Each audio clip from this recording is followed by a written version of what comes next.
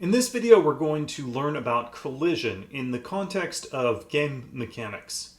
So, collision is typically handled in the collide function, which you can declare in an entity script. And the arguments for this are, the first argument is the collided entity. The second argument is the position of the collision. The next argument is the normal of the collision, that is the direction between the 2 points that collide on the 2 objects. And then the speed, and that's a number greater than 0, and that's the magnitude of the velocity. However, we can just go ahead and add a function on an entity in Lua, which is really wonderful. We can just go ahead and declare it, either by declaring it like this, or we can just say box.collide equals, and then provide the function. So let me show you this. I'll copy this example, and then I'm going to paste it into a new project, into main.lua. So here I'm creating a box, and then I just declare this box collide function, and that'll just work. And all this is going to do is it's just going to print out the position that the collision occurs at.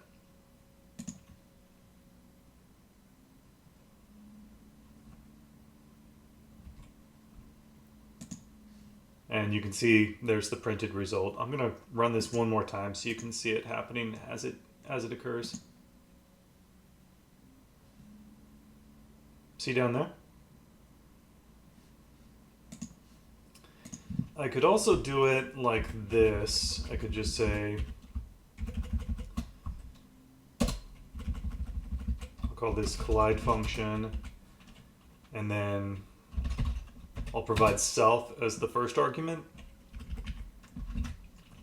and I'm just going to say box.collide equals this function, and that'll also work.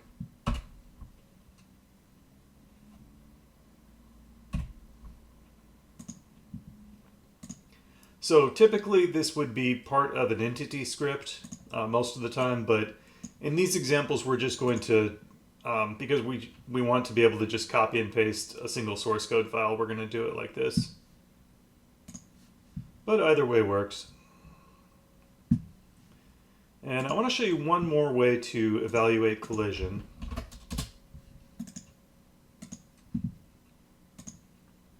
So the first approach, we're using a function and we're evaluating the collision information as it occurs. We can also go back through the world and evaluate all the collisions that occurred the previous frame. And in order to enable this, we just need to call record collisions and then provide true for the value right here. And that will just turn on collision recording, because by default it does not, the engine does not keep track of all the collisions for every single object because there's a lot of them. But if we're looking for one specific object, then we can enable collision recording, and then all we have to do is go through, we have this world.collisions array, and we can just iterate through that and look at all the collisions that way. And these are collisions that occur between any objects if one of those objects has collision recording enabled like that. So exact same behavior here, just a different way of doing the same thing. And that's all in the world collisions array that you can access.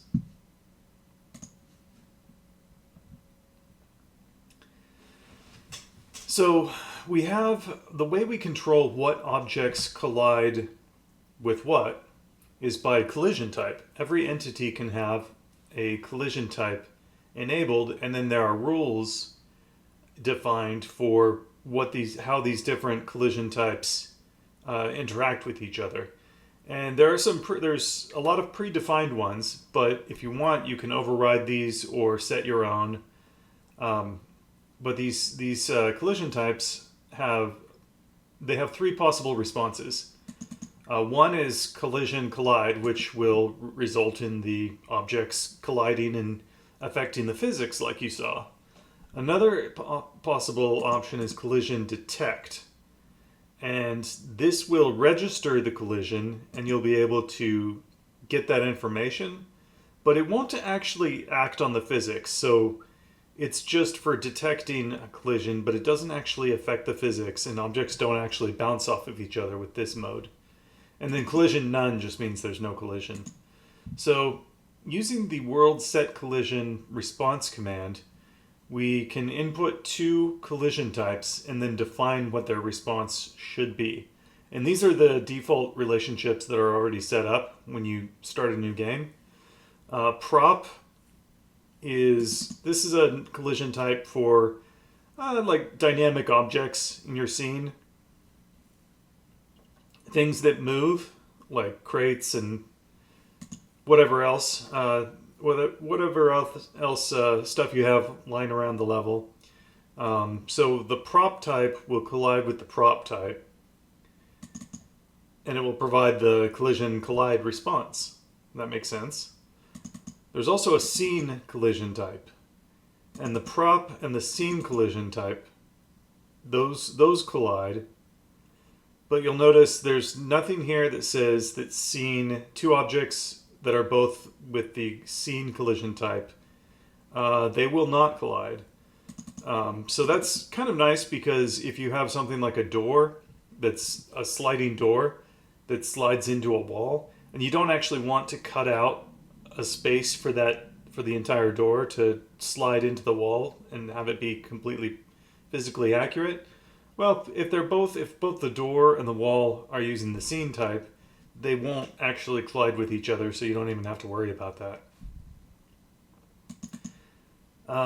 Debris, that's an interesting one, because the debris collision type, it will collide with the scene, it will collide with props, but there's nothing here that actually makes the debris collide with the player. So this is really good for very small objects, or like if you break an object and it breaks into smaller objects, and you don't want the player to react when it walks over it, then this collision type is really good for very, very small objects like that. Of course, the player collides with the scene and the prop type. Player collides with player. And then you have the projectile type. And again, you'll notice the projectile type does not collide with the debris type, because those collisions, those objects are so small that you can usually just skip them and the player won't notice. And then the player type will also collide, very importantly, with the collision trigger type. And the response when that happens is the detect response.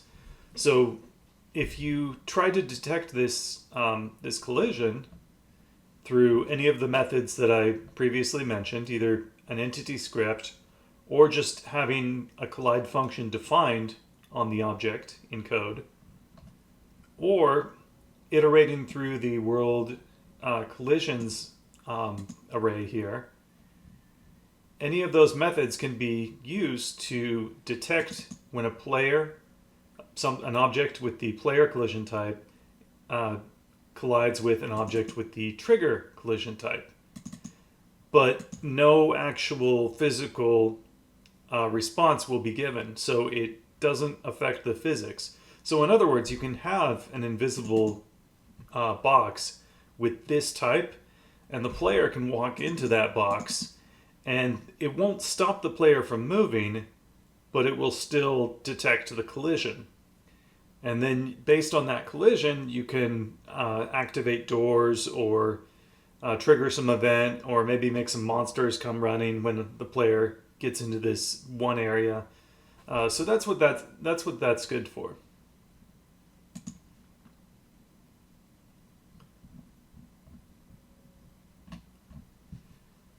So we have an example here.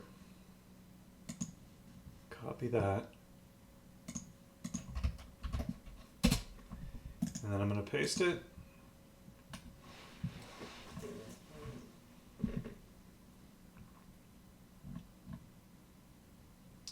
Here it is, yeah. So we're going to create this player. It's just a cylinder. And then we have these coins that we're going to scatter around the our little scene.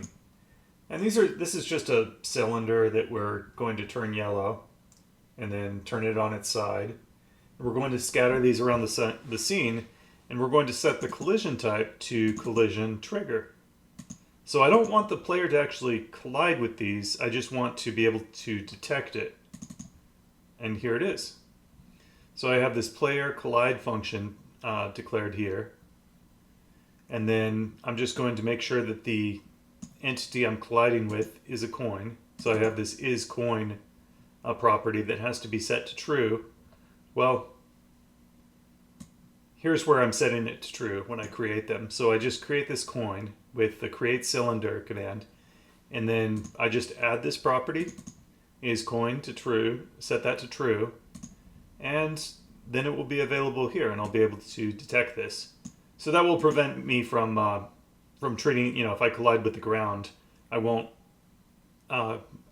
treat it like this, because what it's actually going to do is it's going to hide the coin, and then it's going to increase the score value.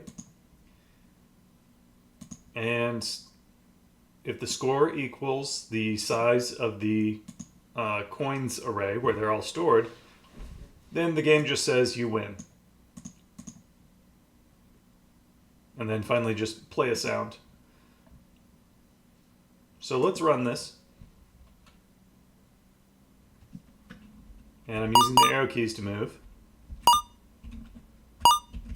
And when that collision occurs, I can perform some logic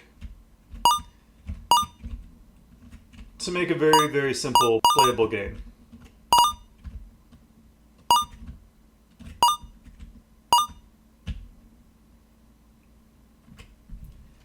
That's all it takes.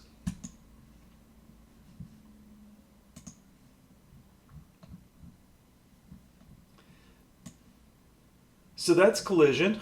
The most important thing here to understand is the collision, how the collision types work. And you can use world set collision response to add your own.